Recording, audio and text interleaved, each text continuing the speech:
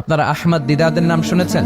জাকির নায়েকের গুরু আহমদ দিদাদ একটা বই লিখেছেন, the ultimate miracle of the holy Quran. ওই বইতে তিনি উল্লেখ করেছেন ইউনাইটেড স্টেটস অফ আমেরিকার কিছু বিজ্ঞানীরা সবচেয়ে পাওয়ারফুল যে কম্পিউটার ক্রে 1 সুপার কম্পিউটার, এটা দিয়ে আমেরিকার মিলিটারিতে যারা চান্স পায়, মানে সেনাবাহিনীতে, তারা ম্যাথমেটিক্যাল ক্যালকুলেশন গুলো করার জন্য এই কম্পিউটার ব্যবহার করে। আহমদ দিদাত তার ultimate miracle of the Holi কোরআনে বলছেন যে কম্পিউটারের সব ইনফরমেশন গুলোকে কনসাইজ করে ওই ক্রে 1 সুপার কম্পিউটারের মাইক্রো চিপসের ভেতর ঢুকিয়ে কমান্ড করেছে, is it possible to create a book like Quran? ও কম্পিউটার, তুমি অ্যানালাইসিস করে বলো এই কোরআনের মতো আরেকটা বই কি পৃথিবীর মানুষের বানানো সম্ভব? আপনারা বলছেন জি না, কিন্তু কম্পিউটার বলেছে ইয়েস, সম্ভব। It's possible, but you need to spend more than 63 octillion years. সম্ভব, কিন্তু পৃথিবীর সব মানুষদেরকে 63 অক্ট্রিলিয়ন বছর বেঁচে থাকা লাগবে আর চেষ্টা করা লাগবে। এটা শুনে বিজ্ঞানীরা তো মহা খুশি, হোক না অক্ট্রিলিয়ন আর ফক্ট্রিলিয়ন, পারাতো যাবে। কিন্তু নিউমেরিক্যাল সায়েন্স বলে যে octillion is very dangerous to reach there. Octillion হচ্ছে এমন একটা সংখ্যা যেটা পর্যন্ত পৌঁছা মানুষের পক্ষে অসম্ভব। সংখ্যাতাত্ত্বিক নিয়ম আমাদেরকে শেখায় যে সংখ্যা শুরু হয় একক দিয়ে, তারপরে দশক, তারপরে শতক, তারপরে সহস্র, তারপরে অযুত, তারপরে লক্ষ, তারপরে নিযুত, তারপরে কোটি, তারপরে মিলিয়ন, বিলিয়ন, ফিলিয়ন, জিলিয়ন, তারপরে হচ্ছে অক্ট্রিলিয়ন। সুবহানাল্লাহ কইতে বললেন না? এই 63 অক্ট্রিলিয়ন বছর আমাদের বাইসে থাকা লাগবে। আর 63 বছরই তো আমরা হায়াত পাই না, ঠিক কি না? 63 অক্ট্রিলিয়ন বছর যদি পৃথিবীর সবগুলো মানুষ হায়াত পায় আর যদি চেষ্টা করে, তাহলে পারহ্যাপস মেবি সম্ভবত কোরআনের মতো আরেকটা বই বানালেও বানানো যেতে পারে। সর্বশেষ কম্পিউটারের স্ক্রিনে অ্যানালাইসিস শেষে, বিশ্লেষণ শেষে যে কথাটা এসেছে সেটা হচ্ছে it's quite impossible to create a book like Quran. পৃথিবীর মানুষগুলোর 63 অক্ট্রিলিয়ন বছর বেঁচে থাকাও সম্ভব না, কোরআনের মতো আরেকটা বইও বানানো সম্ভব না। চিল্লায় বলেন ঠিক কি না? ওই কোরআন আমাদের হাতে আজও আছে না নাই? The greatest resource of power, the book of books, পৃথিবীর সবচেয়ে সেরা বই। সুদ হচ্ছে পুঁজিবাদী অর্থনীতির হাতিয়ার। দমন নিপীড়নের মূল মাধ্যম হচ্ছে সুদ। এই সুদের কারণে যারা ধনী এরা শুধু ধনীই হতে থাকে, আর যারা গরিব শুধু গরিবই হতে থাকে। ইসলাম চায় না যে রাস্তার এক পাশে পাঁচতলা আর এক পাশে থাকবে গাছতলা। চিল্লা এখন ঠিক কিনা?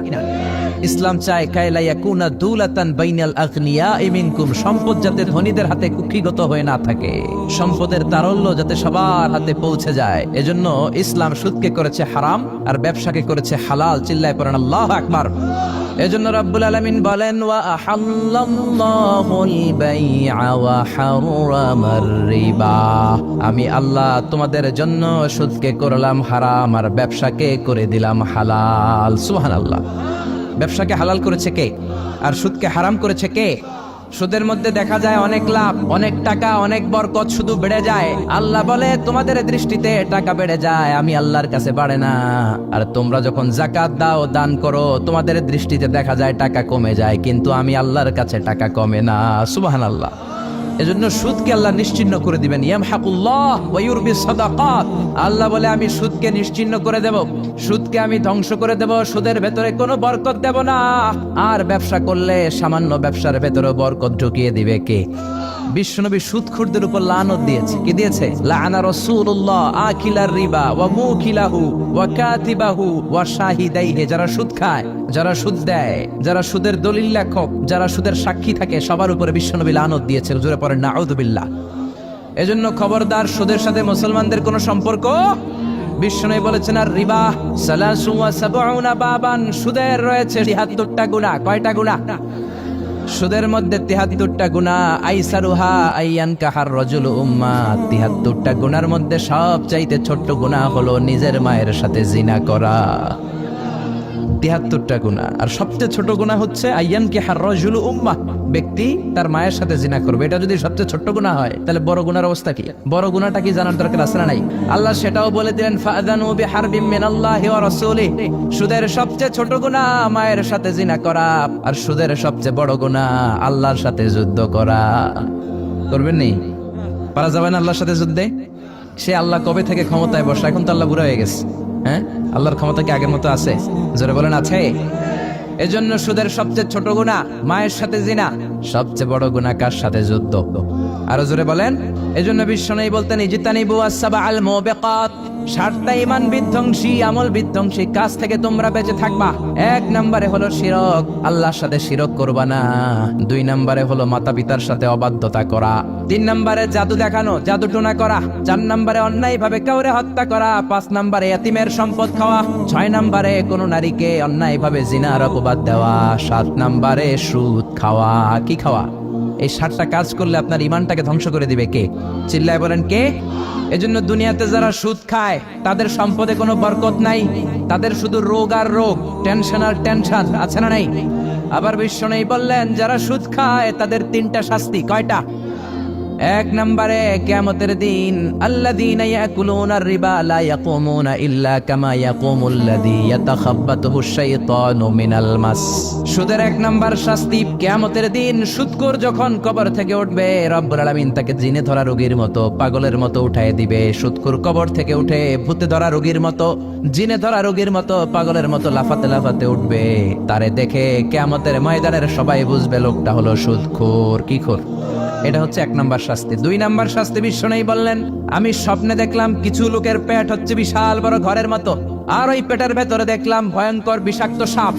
জিব্রাইল রে বললাম ও জিব্রাইল মান হাউলা, এরা কারা? বিশ্বনবী বললেন হাউলাই আকালাতুর রিবা, এরা হলো আপনার উম্মতের মধ্য থেকে যারা সুদ খেয়েছে ওই সুদখোর লোকগুলা। পড়েন নাউযুবিল্লাহ।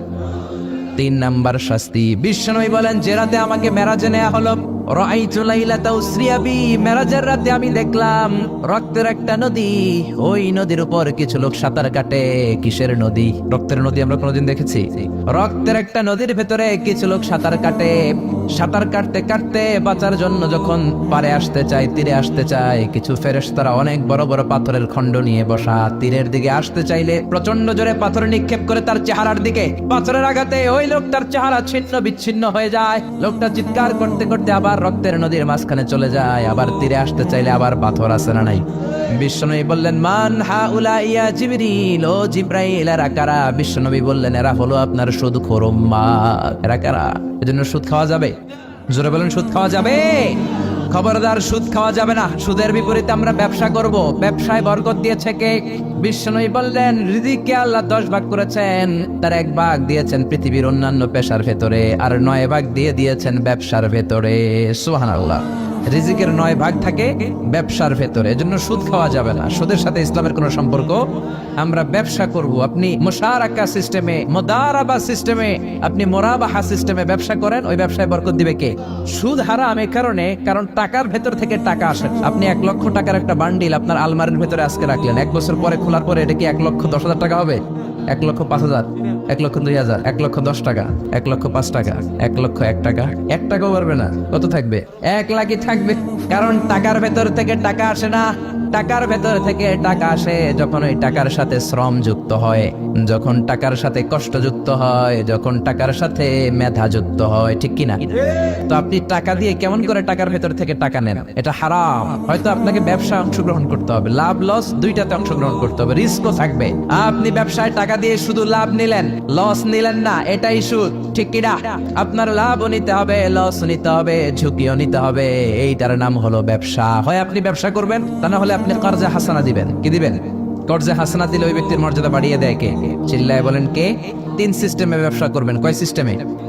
1 নম্বর হচ্ছে মুশারাকা সিস্টেম। মুশারাকা পার্টনারশিপ, আমি আপনি শেয়ার, 3-4 জন মিলে শেয়ার, আমার টাকা আপনার টাকা, আর দুজনে মিলে ব্যবসা করব। আমার যদি ধরেন 4 লক্ষ টাকা হয়, আপনার যদি 6 লক্ষ টাকা হয়, তাহলে যেই লাভ হবে তার 60% নেবেন আপনি, 40% নেব আমি। লসও যদি হয় 60% আপনার উপর, 40% আমার উপর। এই ব্যবসাকে বৈধ করেছে কে?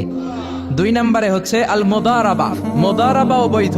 মুদারাবা মানে হচ্ছে আপনার টাকা আমার শ্রম। আল্লাহ আমারে কোনো টাকা দেয় না, আমি মিসকিন, আমি ফকির, আমি দেব শ্রম, আপনি দিবেন টাকা।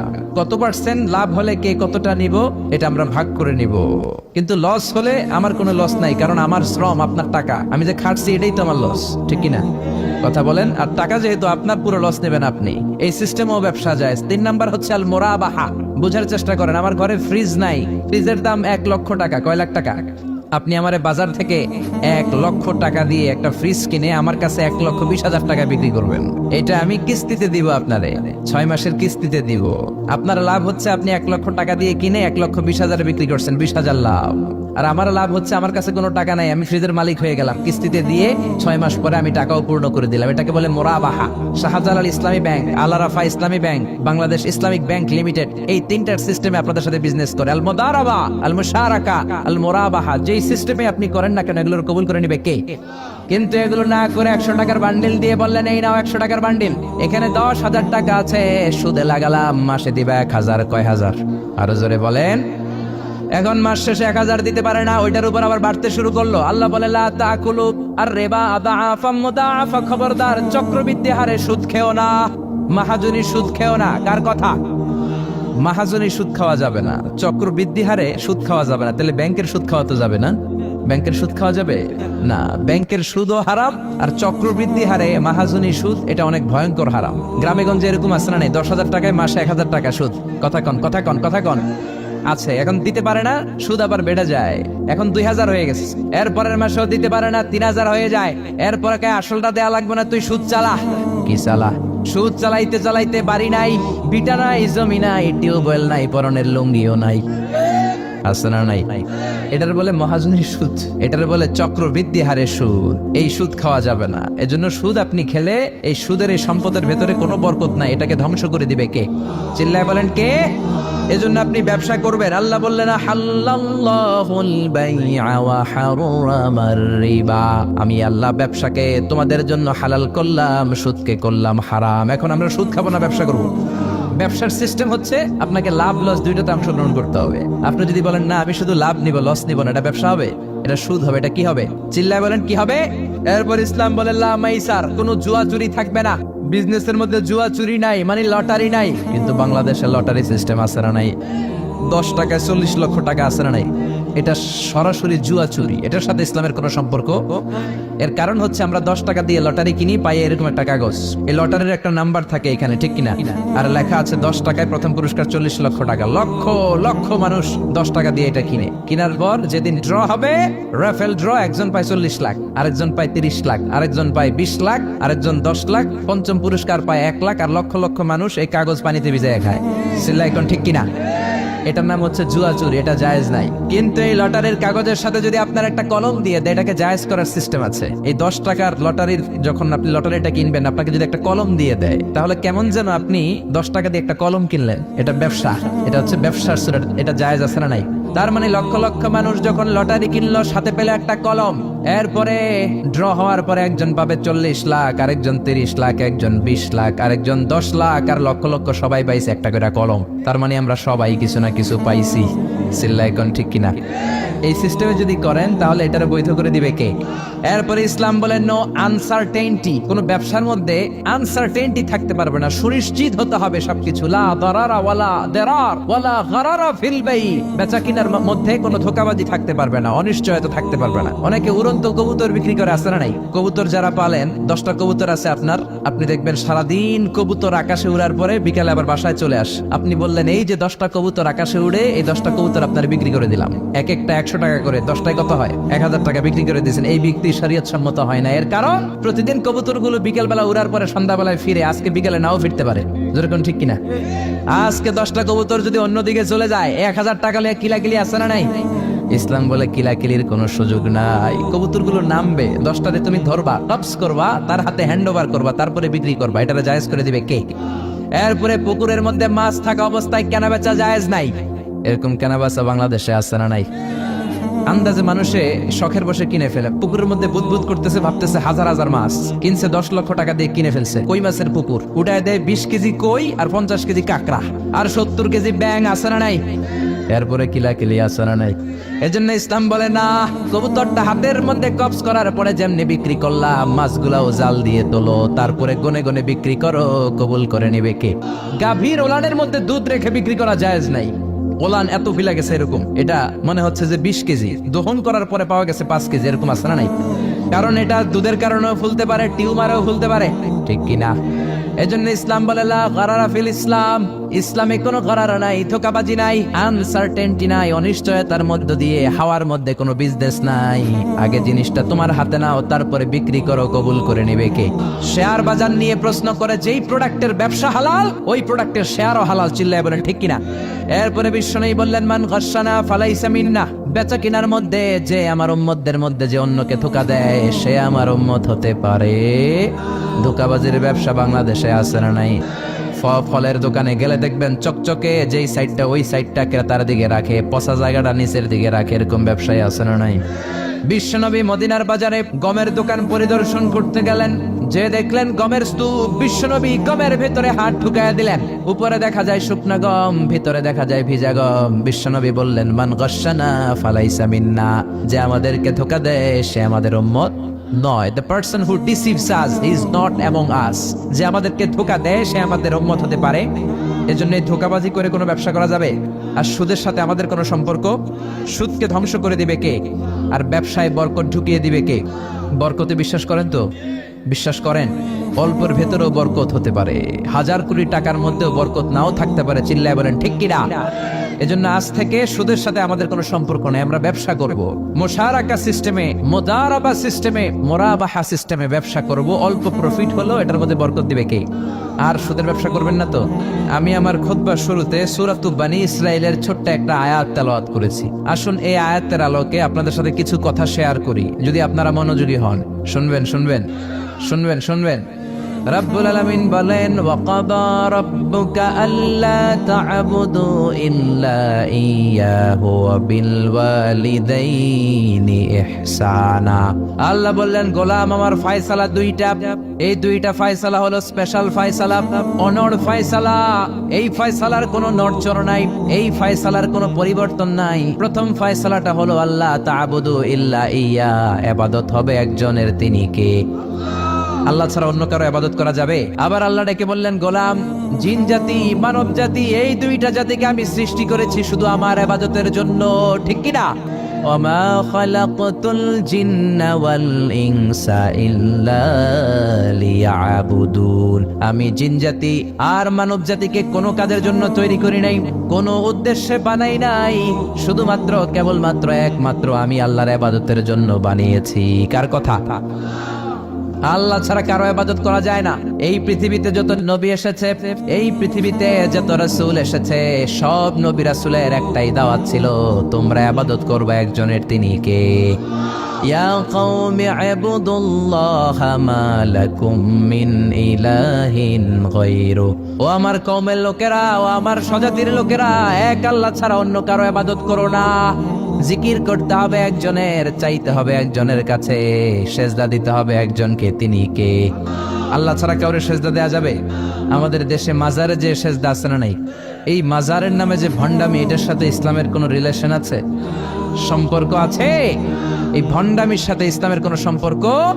এজন্য রব্বুল আলামিন বলেন ওয়াকাদা রাব্বুকা আল্লা তা'বুদু ইল্লা ইয়্যা ওয়া বিল ওয়ালিদাইনি ইহসানা, আমি আল্লাহর প্রথম ফয়সালা, ইবাদত হবে শুধুমাত্র কেবলমাত্র একজনের, তিনি কে?